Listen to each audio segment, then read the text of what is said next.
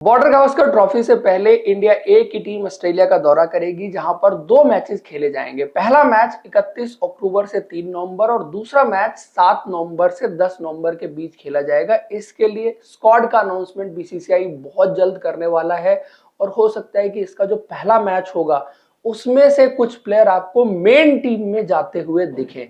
तो इसलिए आज हम इस वीडियो में बात करेंगे वो प्रोबेबल स्क्वाड क्या होगा, कौन कौन से वो खिलाड़ी होंगे जो इस दौरे पर जाएंगे और यहाँ से अपनी जगह मेन इंडियन टीम में बनाएंगे।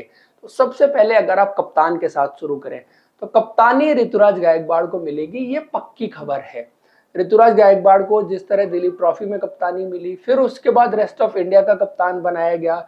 इंडिया ए की कप्तानी उनसे पहले अभिमन्यु ईश्वरन कर रहे थे, लेकिन उनसे कप्तानी ली गई और ऋतुराज गायकवाड़ को दी गई। ये क्लियर इंडिकेशन है कि सेलेक्टर्स आज की डेट में ऋतुराज गायकवाड़ को टेस्ट क्रिकेट में इंडिया ए का कप्तान देख रहे हैं और उनको ये मैसेज भी शायद कन्वे कर दिया गया है कि अब टी20 क्रिकेट में हम आपको नहीं देख रहे, क्योंकि एक तरफ जहां पर इंडिया ए की टीम ऑस्ट्रेलिया में ये टेस्ट मैचेस खेल रही होगी, दूसरी तरफ वहीं इंडिया की टीम टी20 सीरीज साउथ अफ्रीका के खिलाफ खेलेगी। ऋतुराज गायकवाड़ इंडिया ए के कप्तान बन के ऑस्ट्रेलिया जा रहे हैं, तो इसका मतलब साफ है कि वो टी20 की टीम में नहीं होंगे और अब वो सेलेक्टर्स की प्रेफर्ड चॉइस जो है वो टेस्ट क्रिकेट में है, उनको ओपनर के रूप में देखा जा रहा है। और शायद जो रोहित शर्मा एक टेस्ट मैच मिस करेंगे उसमें भी as a opener Ruturaj Gaikwad को ही इंडियन टीम में शामिल किया जाएगा। तो पहला सिलेक्शन तो ऋतुराज गायकवाड़ कप्तान का, शायद बैकअप ओपनर का, इंडिया की मेन टीम में भी होंगे। देन दूसरे सिलेक्शन की बात करें, अभिमन्यु ईश्वरन। जितने रन इन्होंने बनाए हैं डिजर्व तो ये भी करते हैं, लेकिन कई बार सिनारियो ऐसा होता है कि आप चाह कर भी प्लेयर को नहीं खिला पाते हैं। ये उसी तरह का सिनारियो है। अभिमन्यु ईश्वरन 4 मैचेस में 4 सेंचुरी बना चुके हैं, बहुत अच्छी क्रिकेट उनकी चल रही है, अपने पीक पर है शायद मैं कह सकता हूं। जो बल्लेबाजी इस वक्त उनकी देखने को मिल रही है, इस दौरे पर जरूर जाएंगे। रन बनाना उनके लिए मैटर करता है और आप काम करते रहिए। अपॉर्चुनिटी कब आ जाएगी किसी को पता नहीं है, कब किसको निगल हो जाती है, कब किसको इंजरी हो जाती है, कुछ पता नहीं चलता आजकल के दौर में। तो इंजरीज बहुत फ्रिक्वेंट होती हैं, किसी की भी अपॉर्चुनिटी कभी भी आ सकती है। इसलिए मैं अभिमन्यु ईश्वरन को कहूंगा कि बी रेडी, आपका नंबर कभी भी आ सकता है। दूसरे खिलाड़ी अभिमन्यु ईश्वरन होंगे। देन यहाँ पर तीसरा ओपनर भी शामिल किया जाएगा और वो तीसरे ओपनर होंगे साई सुदर्शन। इनको साउथ अफ्रीका में जब से वनडे क्रिकेट में बल्लेबाजी करते हुए देखा गया है, तब से इनके बारे में बड़ी चर्चा है कि ओवरसीज टूर्स पर एक कॉम्पैक्ट ओपनर हो सकते हैं। जो टेक्निक इनके पास है, जिस तरह से बैकफुट पंच लगाते हैं, आगे ड्राइव्स लगाते हैं, बैकफुट का गेम इनका बड़ा जबरदस्त है। तो ओवरऑल आप समझते हैं कि ये टेस्ट क्रिकेट में हमारे लिए आने वाले टाइम में बहुत फ्रूटफुल ओपनर हो सकते हैं। लेकिन दिक्कत इनके साथ ये हुई कि पहला रणजी का सीजन बहुत अच्छा गया, कुछ रन्स बने, लेकिन उसके बाद थोड़ा सा खाली स्पेस आ गया था।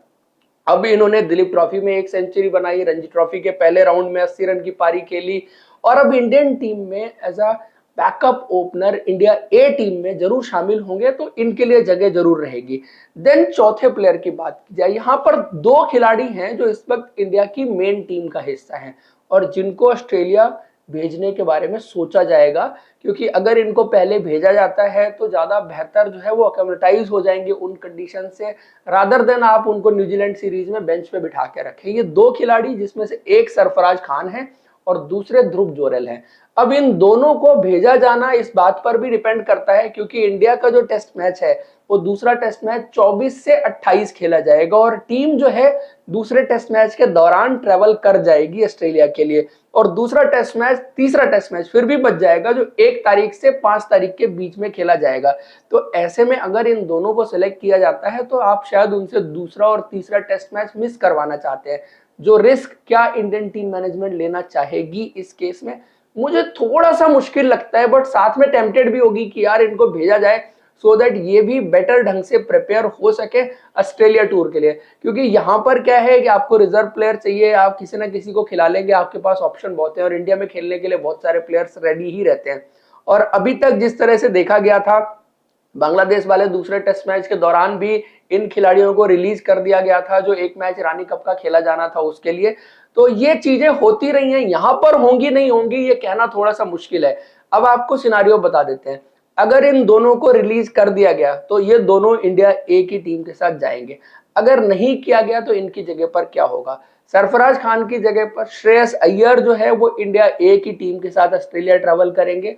दूसरा, ध्रुव जोरेल की जगह पर अभिषेक पोरेल का नाम यहां पर आ सकता है। अभिषेक पोरेल जो बहुत अच्छा प्रदर्शन कर रहे हैं, रेड बॉल क्रिकेट में भी पिछले सीजन भी उन्होंने कुछ पारियां खेली थी। अभी पहला मैच रणजी ट्रॉफी का उनका बहुत अच्छा नहीं गया, लेकिन स्टिल वो अब रैंकिंग में आ गए हैं। विकेट कीपिंग उनकी बड़ी कमाल की रही है, बल्लेबाजी भी अच्छी करते हैं, टेम्परामेंट भी अच्छा है, यंग विकेट कीपर बैट्समैन है, तो उनके नाम की चर्चा काफी चल रही है। लेकिन इन दोनों केसेस में जो सर्टेन विकेट कीपर बैट्समैन बच गए वो होंगे ईशान किशन। अब ये डिपेंड करता है, ध्रुव जोरेल जाएंगे तो वो सेकंड चॉइस विकेट कीपर होंगे, ध्रुव जोरेल नहीं जाएंगे तो Ishan Kishan first choice wicket keeper होंगे। तो ईशान किशन तो दोनों ही सिनारियों में जाने वाले हैं। तो इस तरह से टोटल ये हो गए 5 खिलाड़ी। उसके बाद आगे अगर बात करें तो छठे खिलाड़ी के रूप में बैट्समैन देवदत्त पाडिक्कल, जिनका इंडिया ए के दौरे बहुत अच्छे रहे थे। इंग्लैंड लॉयंस के खिलाफ जो मैचेस हुए थे वहां पर भी उन्होंने जबरदस्त बल्लेबाजी की थी। रणजी ट्रॉफी पिछली बहुत जबरदस्त गई।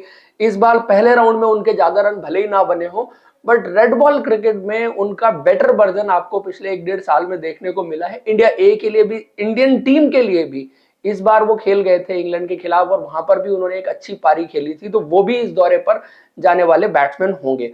उसके बाद अगर आप बात करें, ये जो ट्रैवलिंग रिजर्व इंडियन टीम के साथ ऐड किए गए थे उनमें से नीतीश रेड्डी ऑस्ट्रेलिया जा रहे हैं, ये पक्की बात है। या तो वो यहाँ पर टेस्ट मैच खेल रहे होंगे या वो ऑस्ट्रेलिया जा रहे होंगे। ये अभी बातें चल रही हैं, लेकिन मुझे ऐसा लगता है कि वो ऑस्ट्रेलिया जाना उनका ज्यादा मीनिंगफुल लग रहा है मेन स्क्वाड में खेलने से, जो न्यूजीलैंड के खिलाफ होगा। तो नीतीश रेड्डी एक आपके प्लेयर हो गए, 8वें खिलाड़ी हो गए। देन स्पिनर की बात अगर की जाए तो मानव सूतर, उनका इंक्लूजन ऑस्ट्रेलिया के लिए as a left arm spinner होने वाला है। दूसरे स्पिनर वहां पर तनुष कोटियान और सारांश जैन के बीच में रेस है, लेकिन मुझे लगता है कि ये रेस जो है वो सारांश जैन जीतने वाले हैं। बाकी जो इंडिया के मेन स्पिनर रह गए, वॉशिंगटन सुंदर, अक्षर पटेल, ये शायद जो टी20 सीरीज हो रही होगी वहां पर जाएंगे, इसलिए ये खिलाड़ी नहीं है। अदरवाइज इनमें से आपको खिलाड़ी देखने को मिलते जो स्पिनर की जगह ऑक्यूपाई करते। क्योंकि वो टी20 सीरीज भी इंपॉर्टेंट है, तो ये खिलाड़ी वो टी20 सीरीज खेल रहे होंगे ऑस्ट्रेलिया का दौरा करने के जगह पर। उसके बाद बात की जाए गेंदबाजों की, तेज गेंदबाजों की, तो यश दयाल आपको दिखेंगे। यश दयाल का सिलेक्शन इंडियन टीम में हुआ ही था पहले भी, अब उनको हटा दिया गया, लेकिन वो इंडिया ए का दौरा इस बार करने वाले हैं। उनका भी प्रदर्शन अच्छा रहा है, ठीक ठाक रहा है। उसके अलावा हर्षित राणा आपको इंडिया ए के साथ जाते हुए ऑस्ट्रेलिया दिखेंगे। देन प्रसिद्ध कृष्णा, अब प्रसिद्ध कृष्णा का सब्जेक्ट टू फिटनेस हो सकता है, क्योंकि रणजी ट्रॉफी के पहले राउंड के मैच में वो 8 ओवर की गेंदबाजी करने के बाद दोबारा आए नहीं थे और कोई अपडेट ऐसी आई नहीं है कि प्रसिद्ध कृष्णा आगे अगले राउंड के मैचेस नहीं खेलेंगे।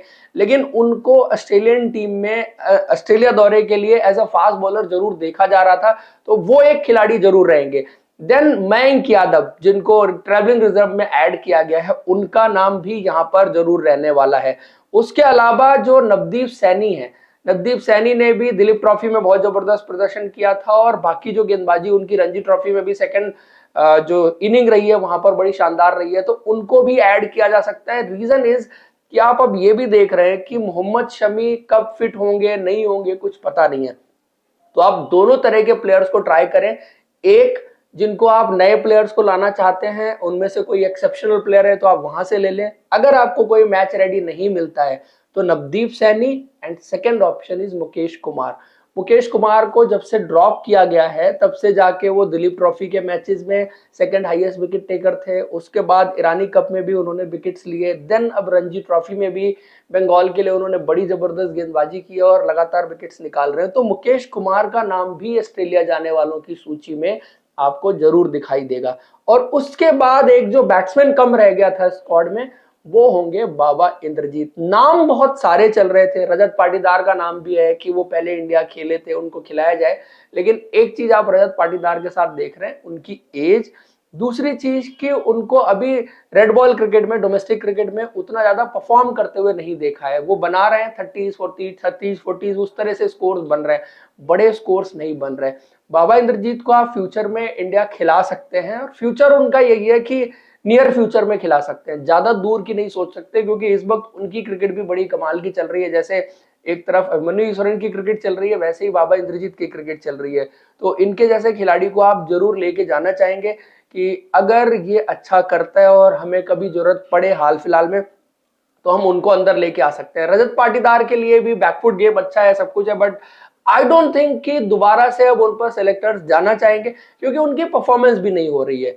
एक नाम रिकी बुई का भी है, बट आई डोंट थिंक कि 2 विकेट कीपर आपने ले लिए फिर आप रिकी बुई की तरफ जाएंगे। तो मेरे लिए जो ये 15-16 खिलाड़ी बन रहे हैं, और आई थिंक 16 खिलाड़ियों का कम से कम पूल होने वाला है, जिसमें ऋतुराज गायकवाड़ है, अभिमन्यु ईश्वरन है, साई सुदर्शन है, श्रेयस अय्यर है, देवदत्त पाडिक्कल हैं, अभिषेक पोरेल हैं, ईशान किशन हैं, नीतीश रेड्डी हैं, मानव सूतर हैं, यश दयाल हैं, हर्षित राणा है, प्रसिद्ध कृष्णा है, मयंक यादव है, मुकेश कुमार है, बाबा इंद्रजीत हैं। ऑफ स्पिनर में तनुष कोटियान और सारांश जैन में आई थिंक सारांश जैन वो रेस आगे जा रहे हैं, और नवदीप सैनी है। तो ये कुछ प्लेयर्स हैं। लेग स्पिनर इसमें नहीं आया, बट चूंकि लेग स्पिनर ऐसा कोई दिख नहीं रहा आपको कि आप कहें कि यार ये सर्टेन है, इसको हम लेग स्पिनर के रूप में देख सकते हैं। हालांकि नाम अगर आप डिस्कस करें तो 2 ही अभी जहन में आते हैं आपके। पहला नाम राहुल चहर का है, जिनको सेलेक्टर्स ने दिलीप ट्रॉफी भी खिलाई थी, और दूसरा नाम अगर आप on the basis of performance देखें in red ball cricket, Mayank Markande ने बहुत अच्छा किया है। ये सिर्फ रणजी ट्रॉफी का फर्स्ट राउंड नहीं था जहां पर उन्होंने पंजाब के लिए 7 विकेट लिए, ये पिछले साल भी रेड बॉल क्रिकेट में रणजी ट्रॉफी में मयंक मार्कंडे ने काफी अच्छी गेंदबाजी की थी। इवन उससे पिछले साल भी उन्होंने अच्छी गेंदबाजी की थी। तो 2 साल से मयंक मार्कंडे काफी अच्छी गेंदबाजी कर रहे हैं, प्लस उनकी बल्लेबाजी भी इंप्रूव हुई है। 30s 40s down the order बनाते रहते हैं, कंट्रीब्यूट करते रहते हैं। फिलहाल मुझे तो लगता है कि ये जो प्रोबेबल प्लेयर्स मैंने आपको 16 बताए हैं, इसमें से ही होने वाले हैं। एक आधा प्लेयर इधर उधर हो सकता है, जो कि मैंने कहा कि डिपेंडिंग अपॉन कि स्क्वाड से रिलीज किए जाते हैं नहीं किए जाते हैं, उस पर डिपेंड करता है, क्योंकि बहुत सारी क्रिकेट एक साथ चल रही होगी। न्यूजीलैंड वाली सीरीज भी चल रही होगी जब ये ट्रैवल कर जाएंगे, फिर उसके साथ जो है वो साउथ अफ्रीका वाली सीरीज भी है, तो कुछ प्लेयर उधर भी जाएंगे। तो कौन किधर जा रहा है, थोड़ा सा जलेबी सी बन गई है। लेकिन आई थिंक जो मैंने आपको 16 बताई है, ज्यादातर प्लेयर जो है वो इसी में से रहने वाले हैं। आप लोग को क्या लगता है कमेंट करके बताइए, और कौन कौन मिस कर गया है ये भी बताइए। फिलहाल के लिए इस वीडियो में इतना ही। Thank you, see you in next video.